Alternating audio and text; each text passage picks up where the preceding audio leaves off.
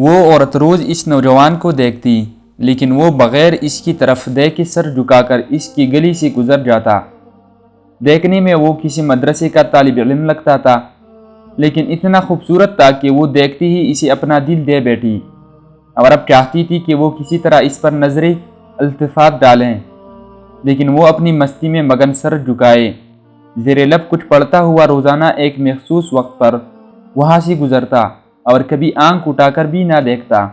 اس عورت کو اب ضد سے ہو گئی تھی۔ وہ حیران تھی کہ کوئی ایسا نوجوان بھی ہو سکتا ہے جو اس کی طرف نہ دیکھے، اور اسے ایسا سوچنے کا حق بھی تھا۔ وہ اپنی علاقے کی سب سے امیر اور خوبصورت عورت تھی، خوبصورت اتنی کہ جب وہ باہر نکلتی تو لوگ اسے بے اختیار دیکھنے پر مجبور ہو جاتے۔ اسے حیرت تھی کہ جس کی خوبصورتی کو دیکھنے کے لیے لوگ ترستے ہیں، وہ خود کسی کو پسند کرے اور وہ مائل نہ ہو، اس کی طرف دیکھنا گوارا نہ کرے۔ اپنی انا کی شکست اور خوبصورتی کی توہین پر وہ پاگل ہو گئی اور کوئی ایسا منصوبہ سوچنے لگی جس سے وہ اس نوجوان کو حاصل کر سکے اور اس کا غرور توڑ سکے۔ آخرکار شیطان نے اسے ایک ایسا طریقہ سمجھا دیا جس میں پھنس کر وہ نوجوان اس کی بات مانے بنا رہ ہی نہیں سکتا تھا۔ اگلے دن جب وہ نوجوان اس گلی سے گزر رہا تھا تو ایک عورت اس کے قریب آئی اور کہنے لگی، بیٹا میری مالکن تمہیں بلا رہی ہے۔ نوجوان نے کہا، اماں جی آپ کی مالکن کو مجھ سے کیا کام ہے؟ اس عورت نے کہا، بیٹا اس نے تم سے کوئی مسئلہ پوچھنا ہے، وہ مجبور ہے، خود باہر نہیں آ سکتی۔ نوجوان اس عورت کے ساتھ چلا گیا۔ اس کے وہم و گمان میں بھی نہیں تھا کہ جو عورت اسے بلا رہی ہے اس کا منصوبہ کیا ہے، وہ کیا چاہتی ہے۔ وہ تو اپنی فطرتی سادہ دلی کی وجہ سے اس کی مدد کرنے کے لیے اس کے گھر آ گیا۔ اس کے ذہن میں تھا کہ شاید کوئی بوڑھی عورت ہو جو اپنی کسی معذوری کی وجہ سے باہر آنے سے قاصر ہے۔ نوکرانی نے اسے ایک کمرے میں بٹھایا اور انتظار کرنے کا کہہ کر چلی گئی۔ تھوڑی دیر بعد کمرے میں وہی عورت داخل ہوئی۔ نوجوان نے بے اختیار اپنی نظریں جھکا لی کیونکہ اندر آنے والی عورت بہت خوبصورت تھی۔ نوجوان نے پوچھا، جی بی بی آپ نے کون سا مسئلہ پوچھنا ہے؟ عورت کے چہرے پر ایک شیطانی مسکراہٹ آ گئی۔ اس نے اپنے دل کا حال کھول کر رکھ دیا اور کہا کہ میری سب سے بڑی خواہش ہے کہ میں ایک دفعہ تمہیں حاصل کر لوں۔ نوجوان یہ بات سن کر کانپ گیا اور کہنے لگا، اللہ کی بندی، اللہ سے ڈرو، کیوں گناہ کی طرف مائل ہو رہی ہو؟ اس نے عورت کو بہت سمجھایا، لیکن عورت پر تو شیطان سوار تھا۔ اس نے کہا کہ یا تو تم میری خواہش پوری کرو گے یا پھر میں شور مچاؤں گی کہ تم زبردستی میرے گھر میں داخل ہوئے اور میری عزت پر حملہ کیا۔ نوجوان یہ بات سن کر بہت پریشان ہوا۔ اسے اپنی عزت کسی بھی طرح محفوظ نظر نہیں آ رہی تھی۔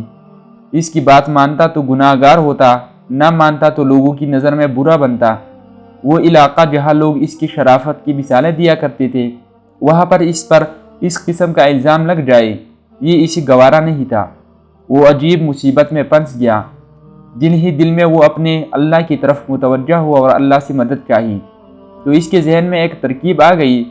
اس نے عورت سے کہا کہ ٹھیک ہے، میں تمہاری خواہش پوری کرنے کے لیے تیار ہوں، لیکن پہلے مجھے بیت الخلاء جانے کی حاجت ہے۔ عورت نے اسے بیت الخلاء کا بتا دیا۔ اس نوجوان نے اندر جا کر ڈھیر ساری غلاظت اپنے جسم پر مل لی اور باہر آ گیا۔ عورت اسے دیکھتی ہی چلا اٹھی، یہ تم نے کیا ظالم؟ مجھ جیسی نفیس طبیعت والی کے سامنے اتنی گندی حالات میں آ گئی، دفع ہو جاؤ، نکل جاؤ میرے گھر سے۔ نوجوان فوراً اس کے گھر سے نکل گیا اور قریب ہی ایک نہر پر اپنے آپ کو اور اپنے کپڑوں کو اچھی طرح پاک کیا اور اللہ کا شکر ادا کرتا ہوا واپس مدرسے چلا گیا۔ نماز کے بعد جب وہ سبق میں بیٹھا تو تھوڑی دیر بعد استاد نے کہا، آج تو بہت پیاری خوشبو آ رہی ہے، کس طالب علم نے خوشبو لگائی ہے؟